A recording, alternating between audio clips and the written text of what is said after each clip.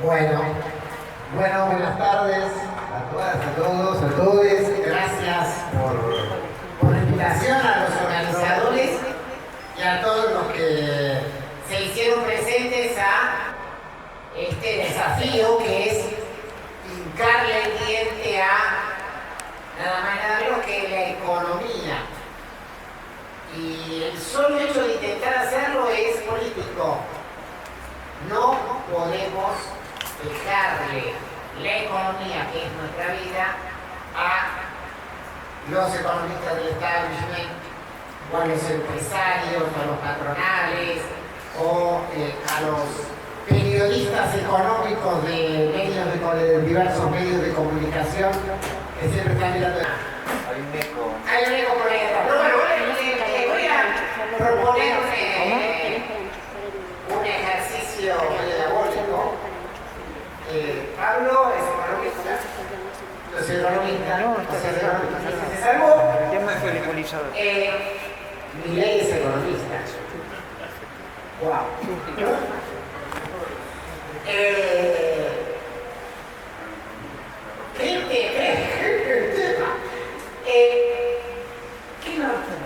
¿Qué tenemos de diferente? Cuando decimos vamos a hablar de economía, ¿qué tenemos en la cabeza? Este es un punto muy importante, porque mientras la mayoría de los autodenominados economistas, incluyendo a Milei, que es un caso medio payasesco de eso y extremo, que lo tenemos que ubicar en ese lugar, se ubican desde un lugar que es, digámoslo así, la economía ortodoxa, podemos poner nombres a las escuelas, la escuela clásica, la escuela austríaca, que sería casi una pata más a la ultraderecha de la escuela clásica, el lugar desde el cual yo entiendo que puedo poner en plural, nosotros nos ubicamos, es otro. Es el de la crítica a la economía política. Ese término, crítica a la economía política, es el subtítulo que le puso Marx a un libro muy famoso que es El Capital. Y no se asusten porque no nos vamos a meter acá en los aspectos teóricos que son muy interesantes y a los cuales hay que hincarles el diente y casi podríamos decir una conclusión de esta charla es que lo hagan en el futuro inmediato, sino un aspecto muy simple. El sujeto, el actor de la economía para un economista tradicional o para un Milei es un supuesto consumidor del mercado que entonces hoy se levanta y dice que la economía argentina da bárbaro porque agarraron y vemos que subió la bolsa, subieron los bonos, alguien que especula pudo hacer una diferencia a favor. Mientras que nuestro punto de vista es el punto de vista de la clase trabajadora, el punto de vista de clase. ¿Qué es lo que dice, antes de empezar a hablar de teoría del valor de plusvalía, qué es lo que define nuestra posición? Hay clases sociales, hay explotadores, hay explotados, y nuestro lugar para ver todos los fenómenos, llamémoslo económicos, llamémoslo materiales, es el lugar de la clase trabajadora, es preguntarnos hoy qué pasa con el salario, qué pasa con las condiciones de trabajo, qué pasa con las jubilaciones, qué pasa con el acceso a la vivienda, a la salud, a la educación. Desde ese lugar pretendemos analizar e intervenir. Y eso nos ubica en un lugar radicalmente opuesto a el mainstream económico, del cual todos nosotros lo sufrimos, porque vimos montones de materias estudiamos montones de materias en ese terreno. En ese lugar voy a responder dos preguntas de las propuestas acá por el programa estudio de investigación, puede tratar de hacer una caracterización de Javier Milei y su gobierno. En dos lugares.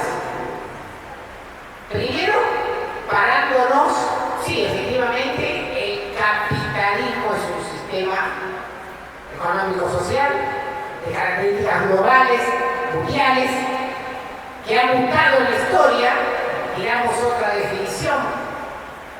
Vivimos en esta época que podemos poner el término capitalismo tardío.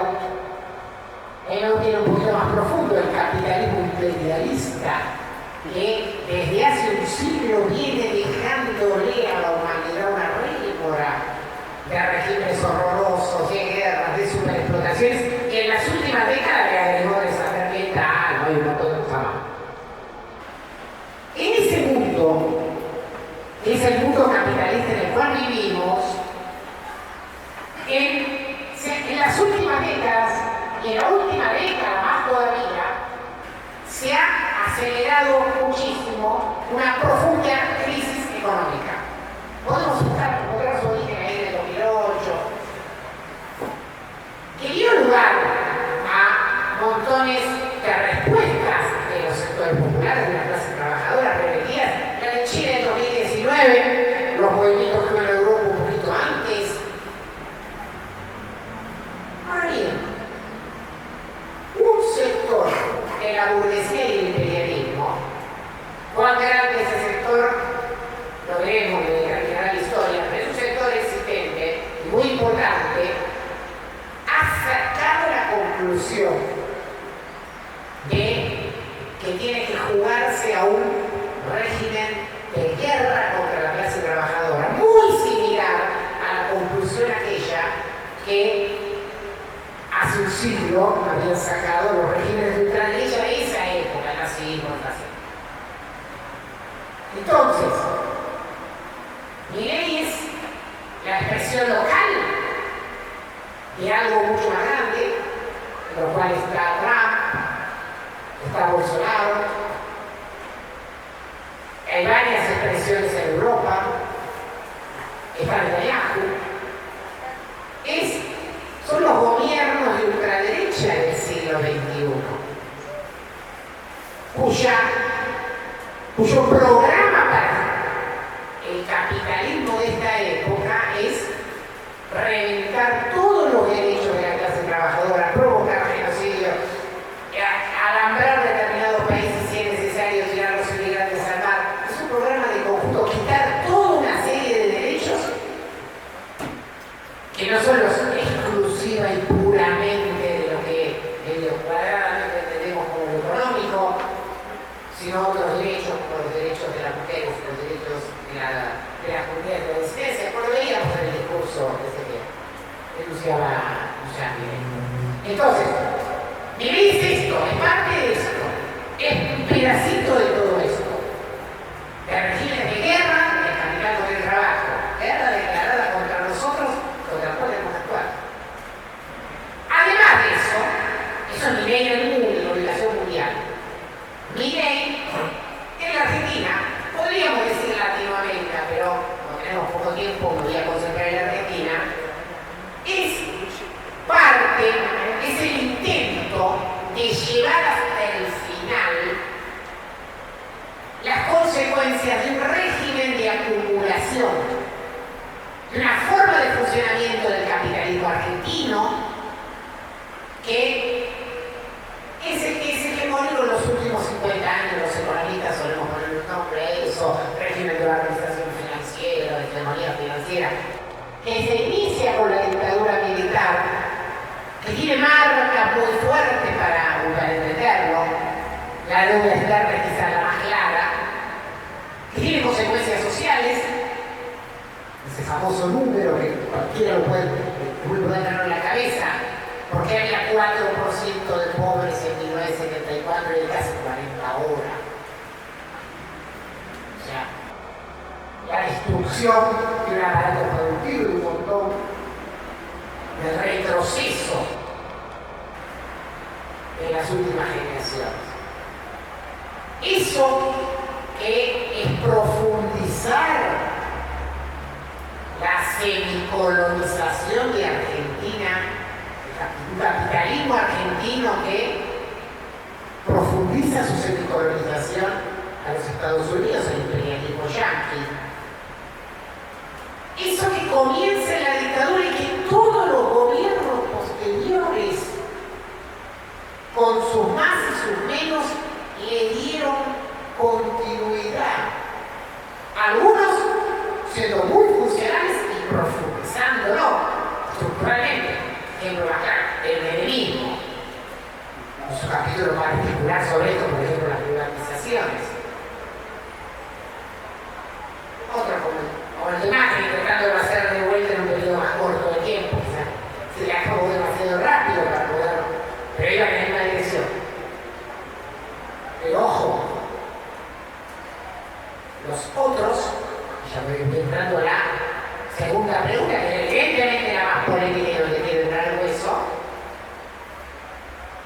Los otros gobiernos, por fuera de estos que acabo de nombrar, de estos últimos 50 años, no rompieron la lógica del funcionamiento del capitalismo argentino de la hegemonía financiera. Y obviamente, la pregunta cae como balón a los 15 años del peronismo kirchnerista.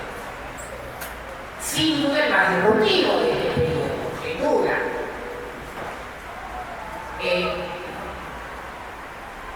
En la primera década del siglo XXI era común una discusión que teníamos con José en los debates, teníamos con otros compañeros que se sentían contenidos o tenían expectativas en el peronismo kirchnerista, que era así, se había acabado, se había roto esa lógica del funcionamiento del capitalismo argentino que venía de la dictadura. O sea, si estábamos en otro momento, en otro régimen de acumulación. Muchos considerábamos que no. Creemos que, no les es fácil, que la historia nos dio la razón, que sigue la acumulación. Aquel que empezó hace 50 años. Pero es muy importante entender por qué no se rompió en esos 15 años. Y yo, si bien tengo respuesta, en términos de debate, quiero dejar planteado, bueno, hubo un régimen, un gobierno, 3 gobiernos, que, lo voy a poner así, no quiso, no supo, no pudo. Que cada uno sabe las conclusiones políticas de cuál es el verbo que cae más adecuadamente, pero efectivamente no rompió esa lógica. Y entonces ahí, esto es muy importante porque hace a una pregunta que es la pregunta actual. Es la pregunta actual. Porque sí, efectivamente, tenemos como clase trabajadora una guerra declarada por el nihilismo, la ultraderecha de la libertad avanza. ¿Qué hacemos frente a eso? Los primeros y principales salir a pelear y enfrentarlo. Parece obvio. Damos nota de pie de página que no lo es. Que no lo es. Porque a lo largo de estos 2 años hemos visto muchos sectores opositores que se corrían, votaban de otra manera, daban vueltas, se enfermaban en direcciones, distintas cosas que una CGT que duerme la siesta o vaya a saber qué, etcétera, etcétera, etcétera. Creo que la mayoría de los que estamos acá tenemos claro que hay que salir a la pelea. Después del detalle de cómo, pero hay que salir a la pelea. Ahora, hay una cosa, bueno, ¿y qué se le opone a eso programáticamente, políticamente? Terminadas las elecciones, el peronismo de conjunto en sus diversas salas sacó una conclusión correcta, pero peligrosa. Dijeron, no dijimos nada y pensábamos que dejando hablar a Milei, no pasó. Tenemos que salir a dar el debate programado. Ya, buenísimo. Interesante. Justamente una de las cosas que digamos desde la izquierda era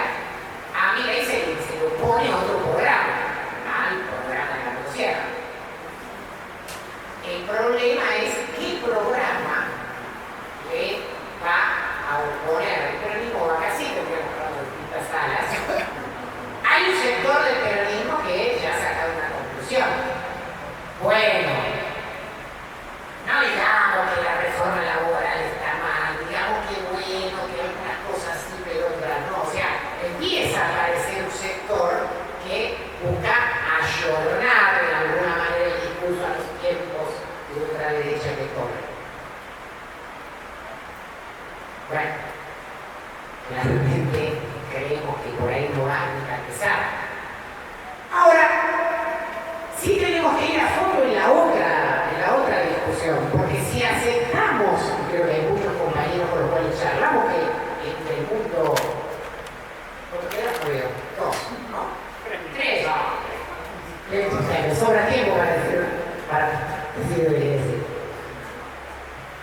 A ver, compañeros que se referencian en la historia, el peronismo, incluso más cercano en el tiempo del peronismo kirchnerista, con los cuales podemos acordar que el problema es que la Argentina es una semicolonia del peronismo yanqui, que el problema es cómo funciona el capitalismo argentino, el saqueo.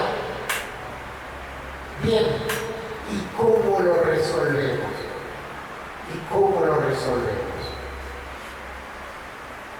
Porque muchas de las consignas programáticas de la izquierda que quizás en el cierre vamos a tener más tiempo para enunciarlas.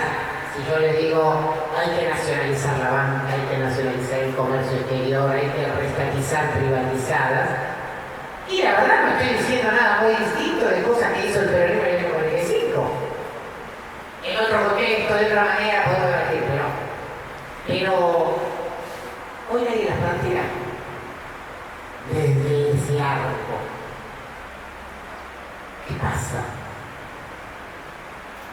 Los años de crecimiento económico, el kirchnerismo, años 2003, 2004, 2005, 2006, 2007, estaban apalancados fuertemente en que no se estaba pagando la deuda generada, ese no pago por la insurrección de la Argentina sobre el 2001.